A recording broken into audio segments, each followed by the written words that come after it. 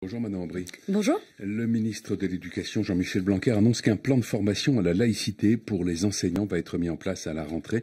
Est-ce que ça vous paraît un angle d'attaque pertinent pour lutter contre les atteintes à la laïcité ? Bon, d'abord, c'est bien que Jean-Michel Blanquer découvre que la formation est utile pour les enseignants, lui-même qui a réduit cette formation, notamment pour les enseignants dans le primaire. Maintenant, oui, pourquoi pas une formation sur la laïcité, mais j'oublie pas que c'est le même Jean-Michel Blanquer qui a réduit aussi la formation sur la laïcité, puisqu'il y a eu seulement un enseignant sur 100 qui a reçu une formation en la matière. C'est 5 fois moins qu'il y a 4 ans, et entre-temps, c'est Jean-Michel Blanquer qui a été ministre de l'Éducation. Donc après, il faut pas être dupe. Une journée de formation, c'est pas ça qui sera suffisant pour aider les enseignants dans cette tâche qui n'est pas facile, et à cette formation dont il faut voir le contenu, parce qu'on ne connaît pas exactement le contenu. Il va falloir former les formateurs d'abord. Voilà, et donc qu'ils nous en disent un peu plus sur le contenu, parce que parfois la laïcité peut être dévoyée par le gouvernement, donc je suis vigilante, mais il faudra surtout donner des moyens aux enseignants pour les accompagner au quotidien et entendre ce qu'ils demandent, et en particulier ce que les syndicats demandent. Dire qu'une victoire du Rassemblement national aux élections régionales porterait la marque de Satan, comme l'a dit le ministre de l'Intérieur Gérald Darmanin, représente-t-il d'une certaine manière une atteinte à la laïcité ? Je sais pas, honnêtement, j'ai pas envie de commenter ces déclarations du gouvernement, et par ailleurs sur le fond, c'est le gouvernement, et en particulier Castaner est assez bien placé en la matière, qui... Castaner ? Oui, Castaner et d'autres qui ont été des marchepieds au Rassemblement national ces dernières années, en copiant une partie de ce que raconte le Rassemblement national, et je pense qu'ils porteront une lourde responsabilité si le Rassemblement national continue à grimper dans les prochaines années, parce que en réalité, entre l'original et la copie, on préfère souvent l'original. Jean-Luc Mélenchon a du mal à se défaire de l'étiquette de complotiste que certains de ses adversaires politiques lui ont collée depuis ses déclarations sur les événements qui surviennent juste avant les élections, avec des références notamment aux attentats. Est-ce qu'il y a des interrogations à la France insoumise ? Est-ce que tout le monde se sent parfaitement solidaire de ses propos ? Oui, honnêtement, je vais un peu vous raconter la manière dont moi j'ai vécu cette polémique de l'intérieur. J'ai pas fait la précédente campagne présidentielle en 2017, et on m'avait un peu prévenu, tu vas voir les campagnes présidentielles, c'est violent, les propos sont instrumentalisés, et là, j'avoue, pile dans le mille.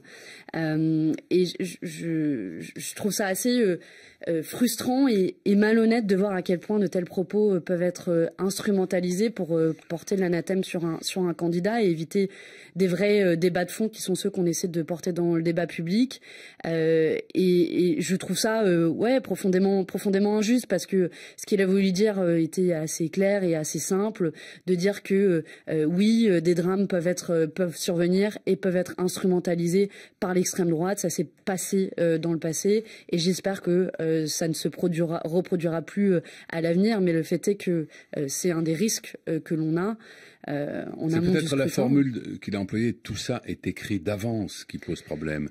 Mais vous voyez très bien, honnêtement, ce qu'il a voulu dire. On pourrait polémiquer pendant des heures en décortiquant chacun de ses mots. Il a eu l'occasion de revenir par ailleurs sur ce qu'il voulait dire.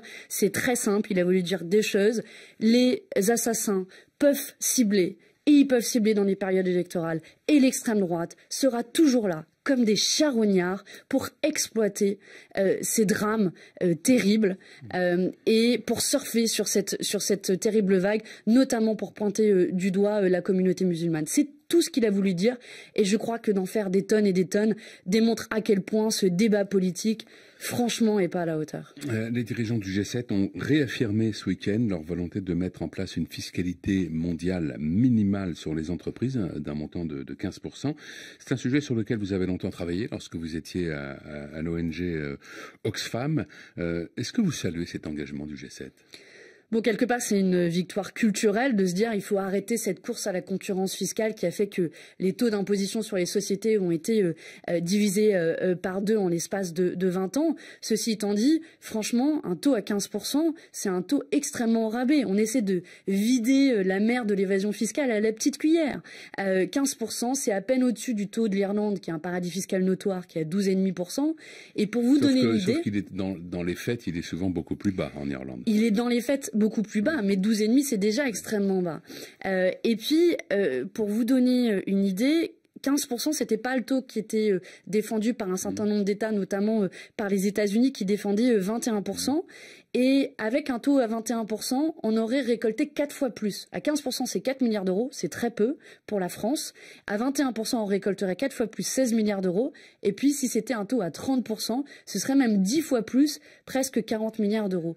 Donc, je crois que, à l'issue de cet accord, les grandes entreprises multinationales qui font de l'évasion fiscale et Amazon & Co. peuvent continuer à se frotter les mains en se disant que finalement, on ne va pas aller chercher grand-chose de leur pactole qui est caché dans les paradis fiscaux. Quand Bruno Le Maire, le ministre de l'économie, dit que la France va se battre pour que justement ce taux soit relevé, qu'on aille au-delà des 15%, est-ce que vous lui faites confiance pour en effet mener ce combat et pour y parvenir? C'est faux et j'en juge par les actes. Jusqu'à présent, ce qu'a défendu la France, c'est un taux à la baisse, notamment quand Joe Biden avait proposé ce taux à 21%. La France a défendu un taux plus bas, à 15%, voire même elle se serait accommodée d'un taux à 12,5. C'est la même attitude qu'a la France dans les négociations européennes qui se tiennent aussi les discussions de la même manière sur un taux d'imposition minimum. Et d'ailleurs, la France n'en est pas à son premier coup d'essai sur la négociation européenne sur une mesure de transparence fiscale des multinationales. Là aussi, la France a fait même pire. Non seulement elle a tiré les négociations par le bas, mais elle a copié-collé sa position sur celle du MEDEF, le plus gros lobby patronal. On voit au final que la France est un beau relais des intérêts des multinationales qui pratiquent l'évasion fiscale. De nombreux spécialistes de ces questions disent qu'au fond, cette taxe de 15%, enfin cet impôt, ne verra jamais le jour parce que c'est trop compliqué. Il faut passer du G7 au G20, puis du G20 à l'OCDE, puis de l'OCDE, donc obtenir un accord auprès de 140 pays, et que donc ça ne se fera pas. Mais que rien n'empêcherait le G7, unilatéralement en quelque sorte, de dire nous le faisons. Est-ce que ce scénario-là vous paraît le plus vraisemblable? Oui, je pense qu'il faut arrêter de perdre du temps. Combien de scandales avons-nous eu ces dernières années d'évasion fiscale et LuxLeaks, etc. Et d'ailleurs, c'est la direction que prend les États-Unis, puisque Joe Biden a décidé d'imposer unilatéralement les entreprises qui pratiquent l'évasion fiscale et qui utilisent les paradis fiscaux en taxant la différence aux États-Unis. La France pourrait faire de même, et ce serait la preuve qu'en matière de lutte contre l'évasion fiscale, tout ce qu'il manque, c'est de la volonté politique. Donc j'espère que certains en prendront un peu de la graine. Merci Manon Aubry. Merci Bonne à journée. vous.